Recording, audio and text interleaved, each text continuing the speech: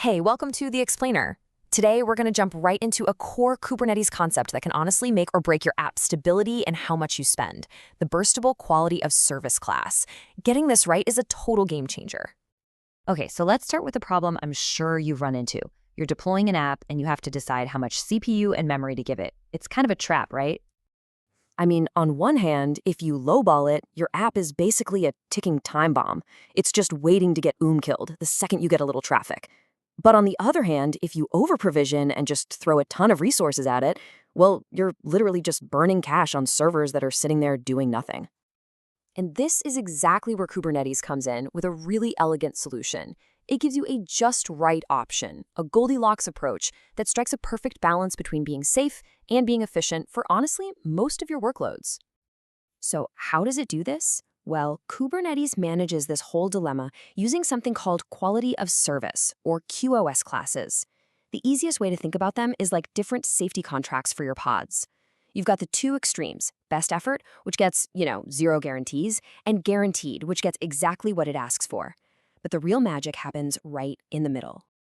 All right, so let's zoom in on that powerful middle ground, the one you're probably going to use the most, burstable. So what is it exactly that makes a pod fall into this special category? The official rule from Kubernetes is actually super simple. A pod gets classified as burstable if it's not best effort and it's not guaranteed. It's defined by what it isn't, which is what gives it all its flexibility. Now, what's really cool is seeing how this rule plays out right in your config file. Let's break this down.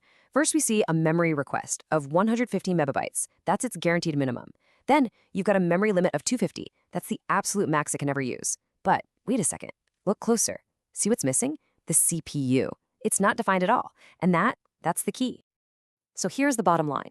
You only need one of these two things to be true for your pod to be burstable. Either you set requests and limits to different values, like we just saw with memory, or you only define resources for some things but not others, like leaving CPU out. Either one of those will do it. Okay, so what? Why do we even care about this burstable label? Well, it all comes down to protection. It's what determines how safe your pod is when things go wrong and the system has to start killing processes to survive. This table really lays it all out for us. Check it out. You've got best effort pods with nothing defined. They're the first to go. Then you've got guaranteed pods where requests and limits are identical. They're the last to go. And see, burstable is sitting right there in the middle with a medium eviction priority.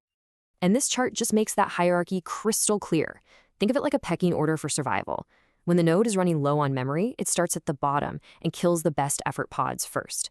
Then it moves up to burstable, and it only touches those mission-critical, guaranteed pods as an absolute last resort. So what this all means is that your burstable pod gets its guaranteed baseline of 150 megabytes. It can use more if it's free, and it has a decent level of protection from being killed. It's just a fantastic, balanced default for most of your stuff.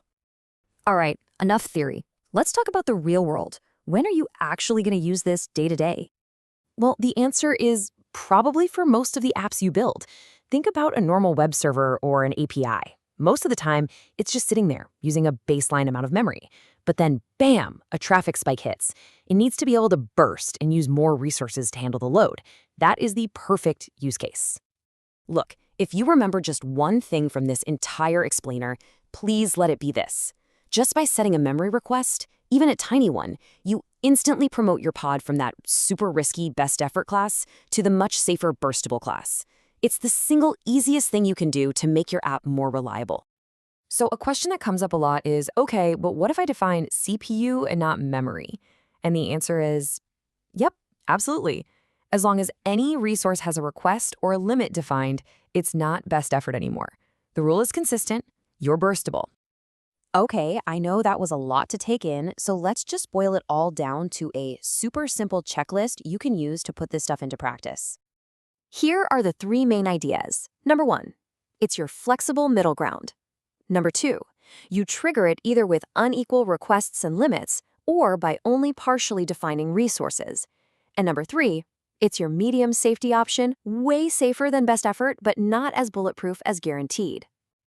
And hey, don't just trust me on this. You can always check the QoS class for any pod that's running with this simple kubectl command.